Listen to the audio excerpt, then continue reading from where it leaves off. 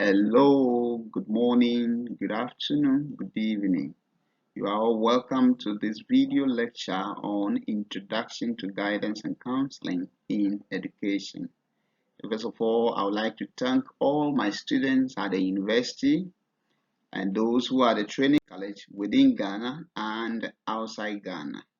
And again, those who are not students but they've subscribed to this channel and they've been learning a lot. Your comments has actually motivated me on a daily basis to prepare more to share with the world as a whole. My name is Ficus DC, licensed counseling psychologist in Ghana, a lecturer, and I practice as a counselor and also as a trainer or a teacher in the field of counseling psychology. And as much as possible, as many that would need assistance in regards to counseling, please do not hesitate. My contact is there. You can call me, you can send me a mail, and I will respond to it accordingly to provide you the kind of assistance that you need. Even areas that I cannot, my expertise may not cover, I will perhaps also refer you to experts who will be ready to assist you for us to have that kind of peaceful environment for people to live peacefully, psychologically, emotionally sound, to be able to contribute their quota to the development of the world. Again, on this course, there has been a comprehensive material prepared, which is currently assisting a lot of students, those who are at the university and at the colleges of education. And once you are interested, you can also contact the author and then or the publishers, and quickly copy will be given to you either as one or as four. Maybe you are also in a school that you need your student to get material from expert hand of this kind. You can as well contact for that assistance. Today, I will be looking at the part 2 of our unit 1. In our previous video, we looked at part 1 of the same unit 1, and that was the part 1 is still on the historical foundation of guidance and counseling. We were just trying to look at where guidance and counseling movement started, what really motivate, what was really the drive, what was really the motivation for this concept guidance and counseling movement.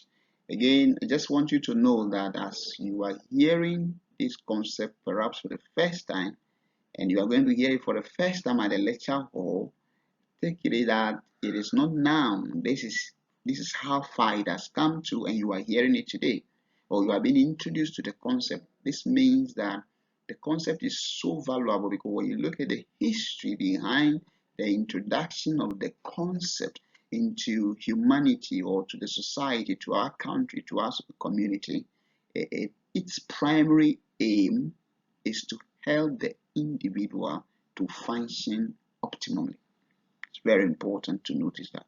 So in our previous video, we looked at the history based on the global perspective. So globally, we look at it. And today, this video lecture is going to focus on the brief history of guidance and counseling in Ghana. And this history will be divided into two parts, what we classify as the informal era and then that of the formal era. Currently, we are in the formal era, but before this time, what was happening? Were there any form of guidance being provided to people? How were they surviving in the midst of all the troubles, in the midst of some challenges they may be going through, in the midst of the pains, the emotional tortures, and the trouble? What were they doing? How were they coping with that? Will there be guidance there? Yes, the answer is yes. Before the introduction of the formal guidance and counseling program, we've been enjoying, Ghanaians have been enjoying some level of guidance within our society.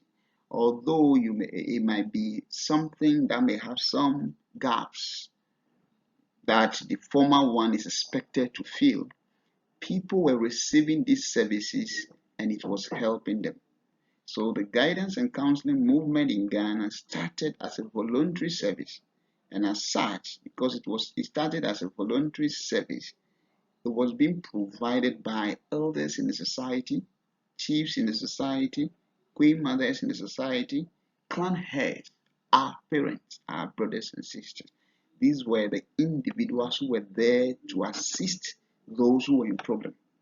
So the services were being rendered voluntarily, no charge or whatsoever. They were being given free of charge. People go to the church, they receive preaching from their pastors, they go to the mosque, they receive some guidelines from their imams, they go out there, they receive some level of information from even our herbalists, our priests, and all these individuals provide some form of guidance services to individuals who at that material might be in need. Therefore, it is important to note that before the introduction of the formal guidance and counseling, the kind of guidance that were being provided to us informally or to Ghanaian informally was focused on vocation, marriage, and personal social. Now let's look at the former era as far as the guidance and counseling, history of guidance and counseling in Ghana is concerned. Around the 1960s, the economy of Ghana gradually started expanding, and there was the need to provide people with the needed skill, people with the right training to help or to also function as workers in this economic expansion, industrial evolution, industrial development, and all that.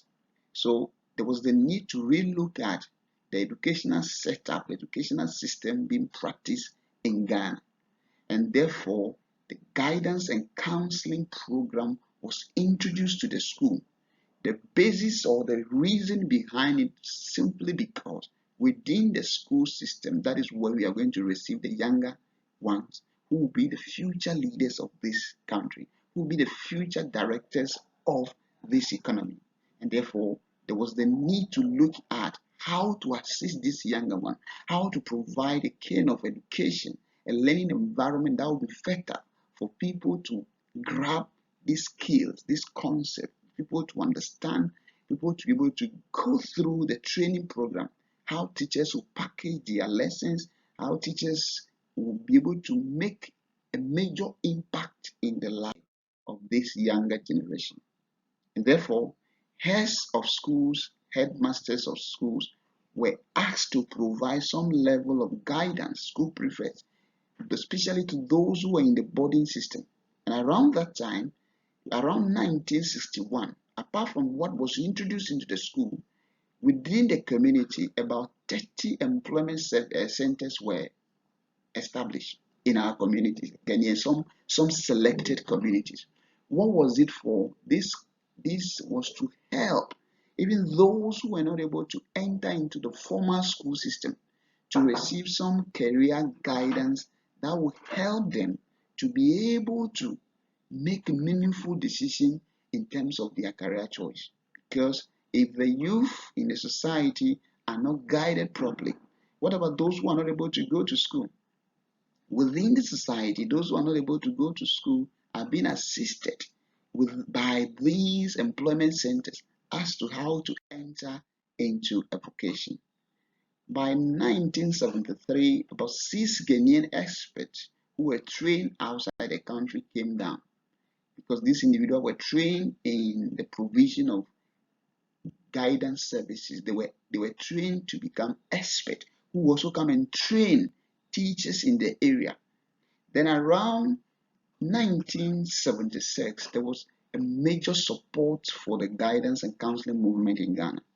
This was because the government's policy on education has also brought about the establishment of guidance and counseling program in all second cycle institutions. And interestingly, to date, when you go to all the first and second cycle institutions, it is expected by law that they should all have guidance and counseling coordinators. And you can attest to that in most of the senior high schools, they have guidance and counseling coordinators in Ghana. And Ghana Education Service or the Ministry of Education has also consciously made effort to even give an additional money to these individuals who are serving as the guidance and counseling coordinators. As if the directive alone wasn't enough, there was the need to train experts in the field so that they can fill the schools. How would they provide these services in the schools? So again, within that same directive, the University of Education at that time was also directed to train experts who would serve as the guidance and counseling coordinators in the school. And around 1981, about 200 guidance and counseling coordinators were trained. And currently, you realize that a lot of effort has put into that. Ghanaians are gradually embracing the concept of guidance and counseling.